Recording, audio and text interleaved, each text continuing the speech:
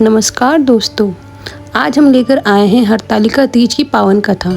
कहते हैं कि इस व्रत की कथा सुनने मात्र से ही भगवान शिव और माता पार्वती का आशीर्वाद मिलता है। क्या आप जानते हैं माता पार्वती ने किस कठोर तपस्या से भगवान शिव को पति रूप में प्राप्त किया था? आइए जानते हैं हरतालिका तीज व्रत की अद्भुत और प्रेरणादायक कथा।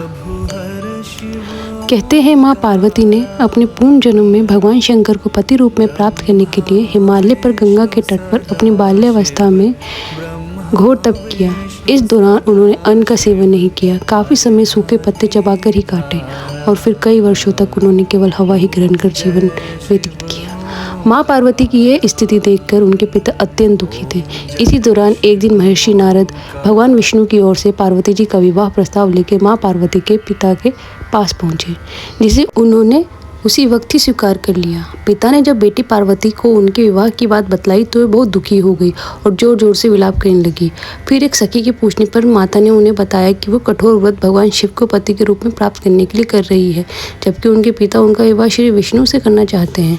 तब सखियों की सलाह पर माँ पार्वती घने वन में चली गई और वहाँ एक गुफा में जाकर भगवान शिव की आराधना में लीन हो गई। माँ पार्वती के इस तपस्विनी रूप को नवरात्रि के दौरान माता शैलपुत्री के नाम से पूजा जाता है।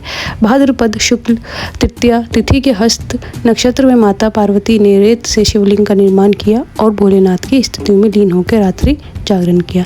तब माता की इस कठोर तपस्या से प्रसन्न होकर भगवान शिव ने उन्हें दर्शन दिए और इच्छा अनुसार उनको अपनी पत्नी के रूप में स्वीकार किया।